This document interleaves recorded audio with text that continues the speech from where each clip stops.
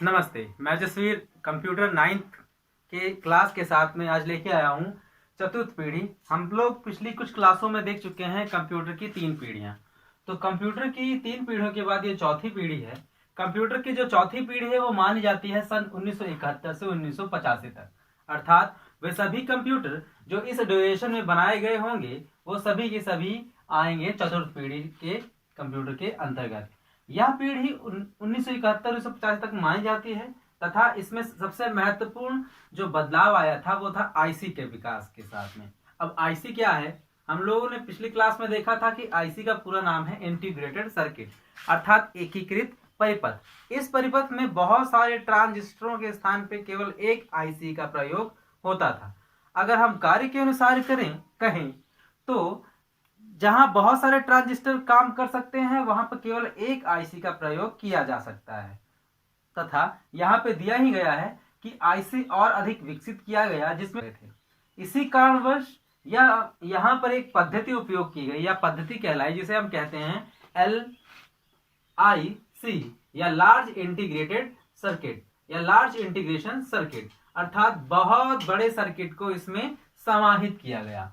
तीसरा पॉइंट ये कहता है कि जब सर्किट एकीकृत हो गए अर्थात ट्रांजिस्टर को जब इकट्ठा किया गया तो बहुत सारे ट्रांजिस्टर इकट्ठे वर्क कर रहे थे, वो अब आईसी के रूप में वर्क कर रहे थे। तो इन सारी चीजों को यूज करने के बाद जो मुखिया था, जो केंद्र में वर्क कर रहा था, जिसे हम कहते हैं सेंट्रल प्रोसेसिंग यूनिट या केंद्रीय प्रक्रिया प्रणाली, वो अब बहुत छोटी हो गई थी। वो प्रणाली इतनी छोटी हो गई थी कि वह एक पूरे के पूरे सीपीयू एक चिप में स्थापित हो गया था, अर्थात पूरा का पूरा केंद्रीय प्रक्रिया प्रणाली एक छोटी सी चिप में स्थापित हो पाया था। चूंकि यह चिप बहुत छोटी थी तो इस चिप को माइक्रो नाम से अगर जाना जाए तो उस प्रकार के प्रोसेसर माइक्रो प्रोसेसर कहलाए तथा उसी समय के जो कंप्यूटर्स थे वो माइक्रो कंप्यूटर कहलाए। अब माइक्रो प्रोसेसर और माइक्रो कंप्यूटर का मतलब यह है, माइक्रो शब्द का मतलब होता है छोटा और प्रोसेसर मतलब प्रक्रिया, अर्थात बहुत छोटे साइज की प्रक्रिया करने वाली प्रणाली और बहुत छोटे साइज का कंप्यूटर। हमारे घर में स्थित जो जनरल एक सामान्य कंप्यूटर है वो कहीं ना कहीं एक माइक्रो कंप्यूटर का एक अच्छा उदाहरण है। साथ में चतुर्थ पीढ़ी में और परिवर्तन आया। बिल गेट्स, जिन्हें कहा जाता है माइक्रोसॉफ्ट के स्वामी या इन्हें कंप्यूटर का स्वामी भी कहा जाता है, इन्होंने बेसिक भाषा जैसा कि पिछली कक्षाओं में हमने देखा है कि कोई ना कोई पीढ़ी किसी न किसी भाषा पे अवश्य आधारित रहती है। तो इस पीढ़ी में बेसिक भाषा के साथ साथ उच्च स्तरीय भाषाओं में और विकास हुआ और साथ में विकास होने के साथ बेसिक भाषा को कंप्यूटर में स्थापित किया गया जिससे कि वो और थोड़े से एडवांस हुए। ये भाषा लगभग सारे पूरे विश्व के कंप्यूटरों में पाई जाने लगी। यूं कहें कि पूरे विश्व के कंप्यूटरों में कहीं ना कहीं बेसिक भाषा पाई जाती है और इसी कारणवश बिल गेट्स को ओनर ऑफ कंप्यूटर या कंप्यूटर का स्वामी कहा जाता है।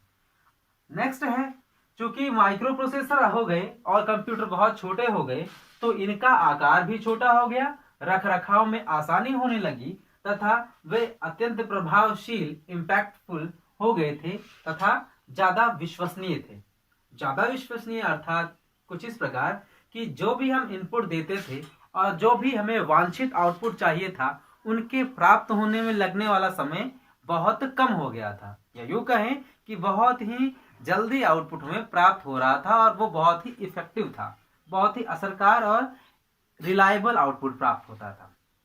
तथा सबसे महत्वपूर्ण चीज जो हुई वो यह थी कि इस पीढ़ी के कंप्यूटर अब साधारण लोगों के पहुंच में हो गया था। साधारण लोगों के पहुंच का मतलब है कि इस पीढ़ी के कंप्यूटर अब साधारण लोग भी खरीद सकते थे एवं उसका उपयोग कर सकते थे।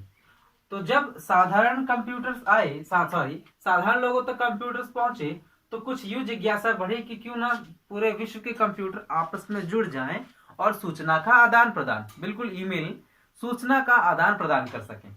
तो इस कॉन्सेप्ट को क्लियर करने के लिए, ऐसा सोचने के लिए नेटवर्क का प्रारूप दिया गया, अर्थात जब बहुत सारे कंप्यूटर आपस में जुड़ जाते हैं तो उन्हें नेटवर्क कहा जाता है। तो उस समय ये नेटवर्क की परिभाषा दी गई और धीरे धीरे नेटवर्क में और शोध किया गया, जो कि आप लोग ईमेल और इंटरनेट के बारे में भविष्य में पढ़ेंगे। तब जाके इंटरनेट का विकास हुआ और पूरे विश्व के कंप्यूटर आपस में जुड़ना शुरू हुए, या यूं कहें कि इसी पीढ़ी से नेटवर्क की अवधारणा और उसके सिद्धांत पे कार्य किया गया और वह सफल साबित हुआ। और जब सूचनाओं का आदान प्रदान नेटवर्क के द्वारा हो रहा होगा तो कहीं ना कहीं वो किसी न किसी स्थान पर सुरक्षित किया जाएगा। तो सूचनाओं को सुरक्षित करने, भविष्य में उपयोग करने, उस पर प्रोसेसिंग के लिए मेमोरी भी बढ़ा दी गई, जिससे कि चतुर्थ पीढ़ी के कंप्यूटर की जो कार्यशीलता और जो प्रभावशीलता थी वो अत्यंत विस्मय रूप से बढ़ गई थी। अर्थात मेमोरी अधिक होने से अनेक प्रकार के लाभ प्राप्त हुए थे। तो चतुर्थ पीढ़ी में केवल इतना ही है। और आगे चलते हैं हम पांचवी पीढ़ी से। पांचवी पीढ़ी पे पहुंचने से पहले कुछ पॉइंट्स हैं, जैसे माइक्रो प्रोसेसर छोटा हो गया तो वह स्पीड कैसे हो बढ़ गई। ये कुछ जो विद्युत का आदान प्रदान होता है दो इनपुट और आउटपुट या इनपुट और आउटपुट के टर्मिनल के बीच में, वो इलेक्ट्रॉन पे निर्भर करता है। जब ये इलेक्ट्रॉन एक स्थान से निकल के दूसरे स्थान तक जा रहे होते हैं तो बीच की दूरी भी निर्भर करती है।